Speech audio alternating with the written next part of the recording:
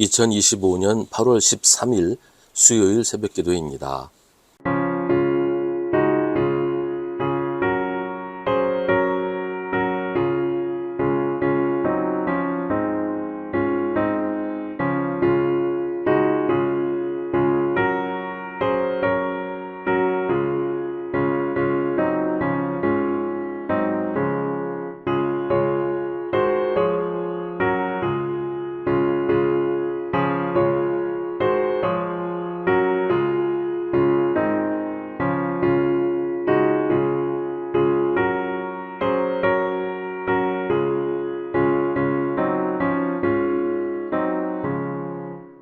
누가복음 11장 1절부터 4절입니다.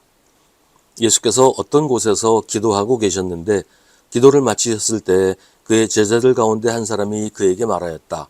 주님, 요한이 자기 제자들에게 기도하는 것을 가르쳐 준 것과 같이 우리에게도 그것을 가르쳐 주십시오.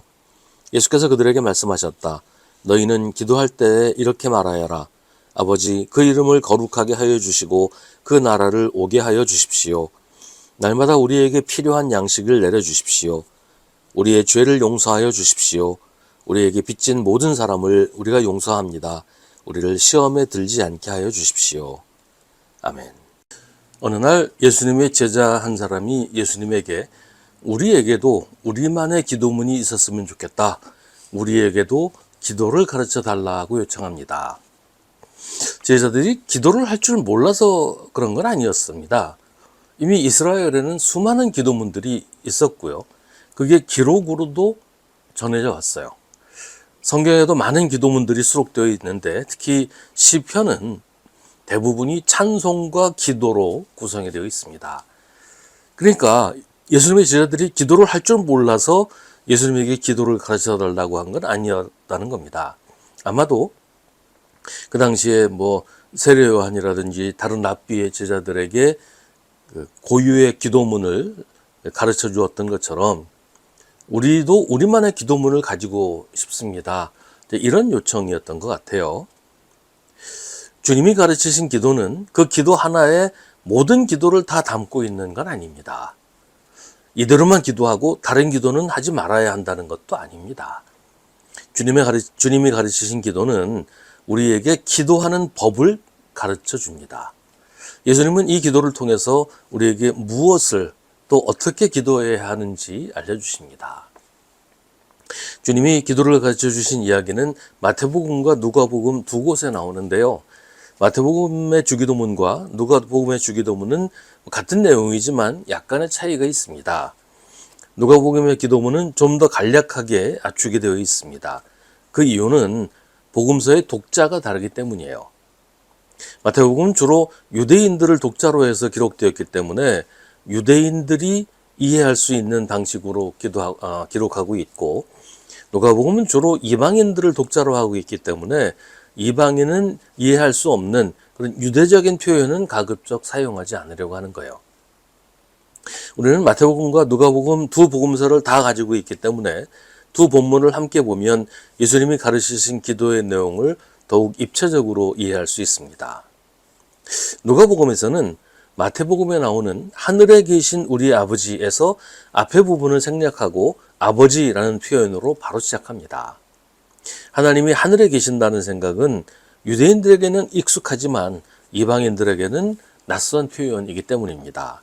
예를 들면 그리스 사람들은 신이 올림푸스라는 산에서 산다고 생각했고, 다른 종교에서는 신들은 신전에서 산다고 생각을 했어요.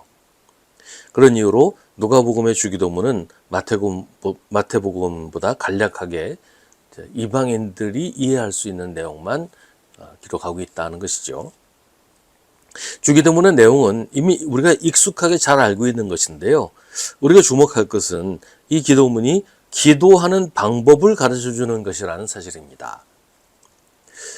예수님이 이 기도를 가르쳐 주시면서 너희는 기도할 때 이렇게 말하여라 라고 하신 것은 이 문장 그대로 기도하라 라는 의미보다는 이런 마음으로 이런 내용들을 기도하라고 하시는 겁니다. 기도는 우리를 사랑하시는 아버지에게 하는 것입니다. 가장 친밀하고 우리를 가장 잘 아시는 아버지, 세상 누구보다 자식을 사랑하는 아버지에게 기도하는 것이라는 사실을 잊지 말아야 합니다. 예수님은 아버지의 이름을 거룩하게 하여 주시기를 기도하라고 합니다. 우리는 기도할 때 우리 자신의 필요와 우리 자신의 요구를 항상 앞세우려고 하지요. 근데 예수님은 그보다 먼저 하나님의 영광을 위해 기도해야 한다고 하십니다. 왜냐하면 우리 기도의 중심, 우리 신앙의 중심, 우리 인생의 중심은 내가 아니라 하나님이시기 때문입니다. 나를 위해서 하나님이 존재하시는 것이 아니고 하나님을 위해서 내가 존재하기 때문입니다. 먼저 하나님의 영광과 하나님의 나라를 구하는 기도를 하고 그 다음에 우리 자신을 위한 기도를 하는 것이 순서입니다. 그저 나밖에 모르는 사람으로 살면 안 된다고 예수님이 가르쳐 주십니다. 그 다음에 우리 자신을 위한 기도로는 날마다 우리에게 필요한 양식을 내려달라고 하는 그런 기도를 가르치십니다. 사실 우리에게는 이걸로 충분하지 않습니까? 이거 말고 다른 기도할 게 또 뭐가 있겠어요? 날마다 필요한 양식이 있으면 말할 게 없지 않아요? 거기서 넘어가는 것은 탐욕입니다. 이 기도는 하나님께 대한 전적인 신뢰를 고백하는 것이기도 합니다.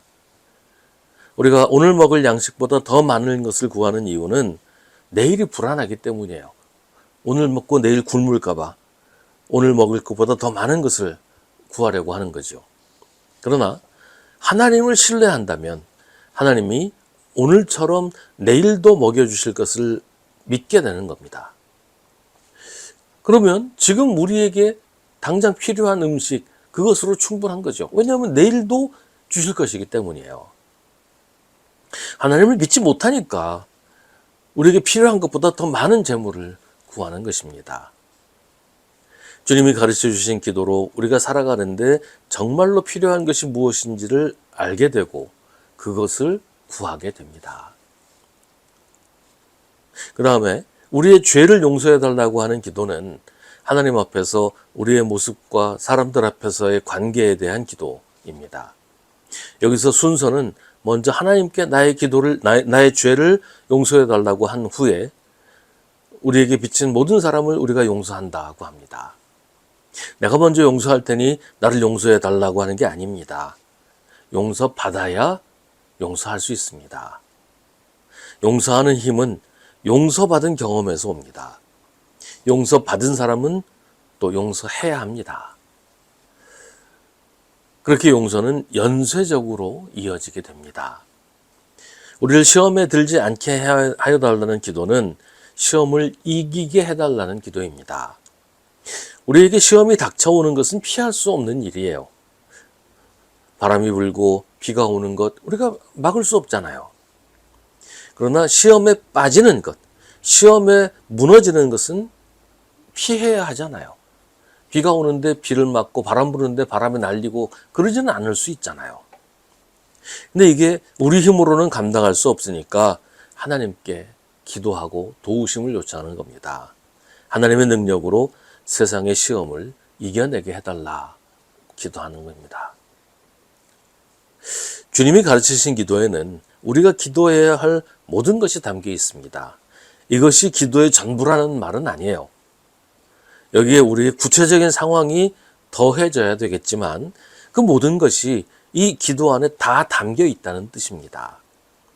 우리에게 필요하지도 않은 너무 많은 것을 바라지 말고 우리에게 필요한 모든 것을 주시는 하나님을 믿고 신뢰하고 기도하라고 예수님은 우리에게 가르쳐 주십니다. 그 믿음으로 기도할 때 하나님은 우리가 기대하고 바라는 것보다 더 풍성하게 응답해 주실 것입니다.